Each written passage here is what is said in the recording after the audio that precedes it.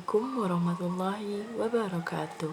Pada kesempatan kali ini, kita akan membahas materi tentang menghindari akhlak tercela, yaitu hasad, dendam, ghibah, fitnah, dan namimah.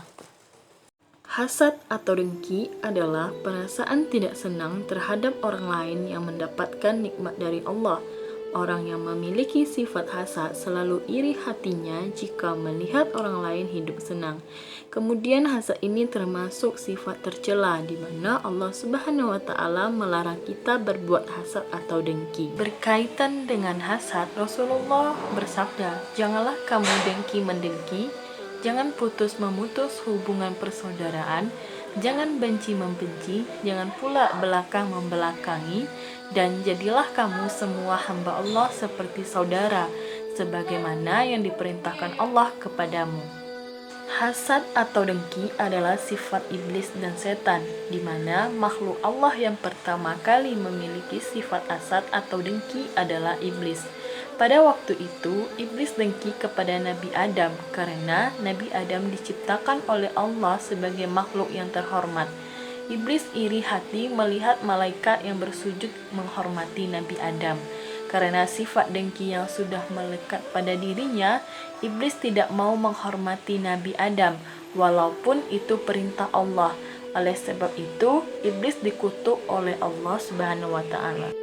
Berkaitan dengan itu, Rasulullah SAW bersabda, yang artinya, jauhkanlah dirimu dari sifat dengki, karena dengki itu memakan semua kebaikan, sebagaimana api menghanguskan kayu bakar. Sifat hasad dapat ditimbulkan oleh beberapa sebab. Yang pertama yaitu tidak bersyukur terhadap nikmat yang diberikan oleh Allah. Yang kedua, adanya perasaan tidak senang kepada orang lain. Dan yang ketiga, adanya perasaan tinggi hati atau sombong.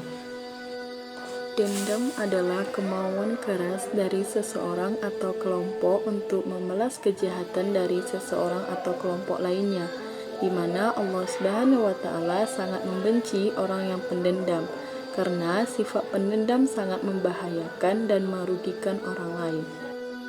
Selanjutnya yaitu ciri-ciri perilaku dendam. Yang pertama yaitu memiliki emosi yang tinggi dan mudah tersinggung. Yang kedua, susah diajak berbicara dengan baik. Yang ketiga, suka mengancam terhadap orang yang menyebabkan kecewa. Yang keempat, tidak mudah memberi maaf kepada orang yang dianggap salah. Dan yang kelima, tidak mau menerima nasihat orang lain. Ghibah artinya mengumpat atau mengunjing, yaitu perbuatan atau tindakan yang membicarakan aib orang lain. Terkait dengan itu, Rasulullah SAW bersabda, "Sesungguhnya apabila kamu selalu mencari-cari auratnya kaum muslimin, berarti kamu akan menjatuhkan mereka atau hampir menjatuhkan mereka." Hadis riwayat Abu Daud. Dari hadis tersebut, terdapat pelajaran yang bisa diambil bahwa perbuatan ghibah itu sangat merusak hubungan persahabatan, persaudaraan, dan bahkan bisa merusak persatuan dan kesatuan bangsa. Kemudian ada beberapa sebab timbulnya ghibah pada diri seseorang. Yang pertama yaitu ingin menghilangkan perasaan marah. Jika telah terlampiaskan marahnya, ia merasa puas. Yang kedua, kemegahan diri.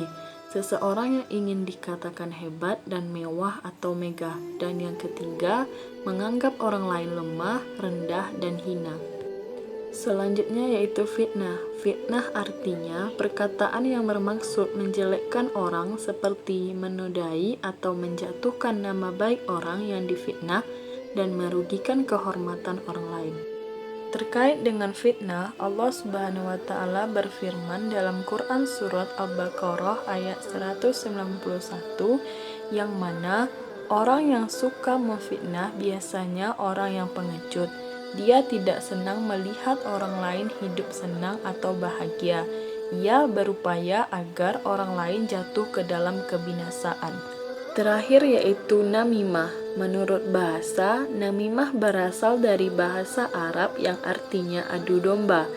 Adapun yang dimaksud dengan namimah menurut istilah adalah menyampaikan sesuatu yang tidak disenangi, baik yang tidak disenangi itu orang yang diceritakan ataupun orang yang mendengarnya, agar terjadi permusuhan.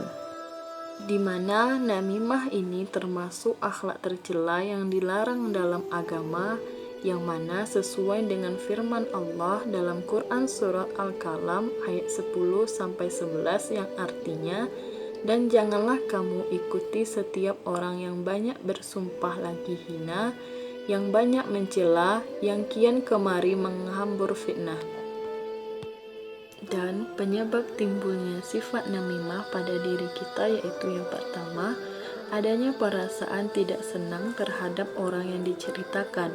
Yang kedua, adanya sifat dengki pada diri seseorang yang menyebabkan ketidaksenangan kepada orang lain.